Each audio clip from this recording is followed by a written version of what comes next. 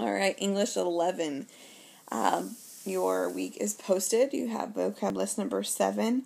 There is one word on there that is kind of an oddball. It's transcendentalism. We will spend a lot of time on that movement as well as other movements. Make sure it's capitalized. You will get docked points if it's not capitalized when you write it because it is a big event in history, so make sure you do it right. And I have it that way on the list, so make sure you follow along. Okay, I didn't spend a whole lot of time on the persuasive essay explaining because I was sitting in a hospital bed after giving birth. So let me go into that a little more. Persuasive essay is kind of a preview still. You'll still have time to work on it today. You need to pick one of the 3 prompts listed below the rubric. Okay, it has to be one of those 3 prompts. What I am looking for is you to persuade me on the way in which you go on your topic. You can't, well, I kind of like both sides. No, you have to pick a side and you have to stick to it. Now, here's the tricky part. A lot of you are going to want to say, like, in my opinion, I think you should do this. Don't do that. You just need to make this statement, whether it's like, people should live in a small town. Now, I think you should live in a small town. That's just too conversational. We're talking about being the most persuasive as possible.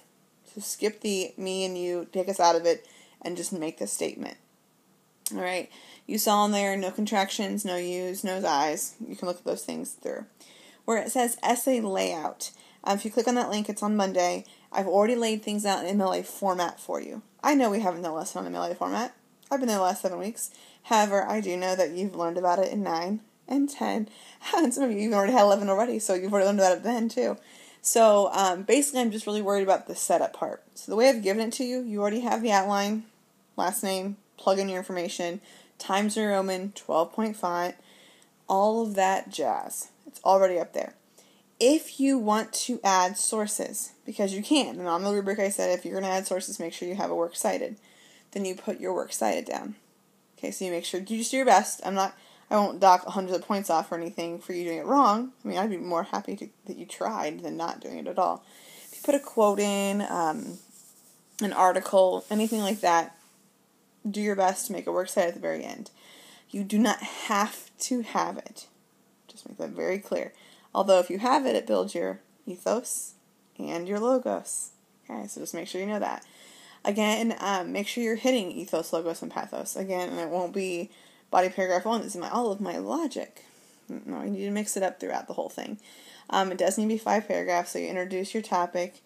Basically, if you're saying, like, if I were living in a small town or a big town, I would list my 3 reasons in my thesis, my strongest reason being the last thing I mentioned. You want to leave your audience with the strongest argument. Just FYI. Go ahead and start working on your essays today. Now, let me be very clear on work days. When you go to college, or the library, or anywhere else that you have to work, you can't just, like, talk loud and make jokes with your buddies and high-five and be stupid because you get kicked out of libraries and computer labs. You put headphones in, and you get your work done. So we're going to mimic that. It is quiet. I won't say dead silent, because that sound of typing is, like, my favorite sound ever as a teacher. So you will type, headphones in, and work. Asking questions once in a while of each other, it's fine. But you also don't want to have the exact same paper as somebody else. Okay? So workday Monday, workday Tuesday. Grammar is still on Wednesday. We're doing 2, 2, and 2. That sounds funny when I say it. It's better when you see it, I guess. You'll have an essay workday on Wednesday. Thursday, you need to have your entire 5-paragraph essay completed by Thursday because we're doing a peer edit. Now, it just says peer edit on Thursday right now.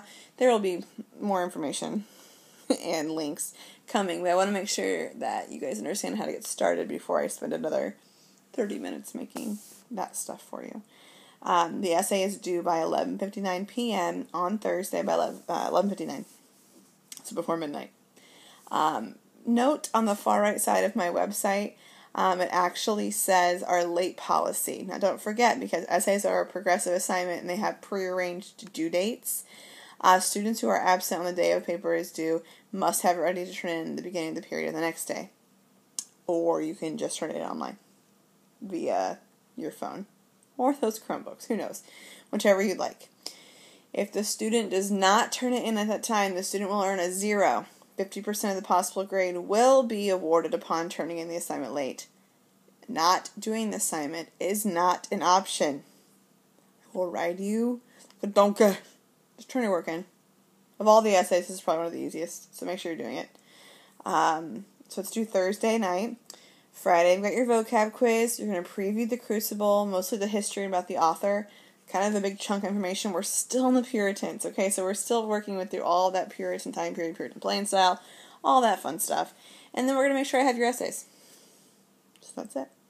That's your week in a nutshell. So begin working on your essays, study your vocab for the love, study your vocab. I'm going to be grading your blog soon. Have a great week. I know I will. Bye, guys.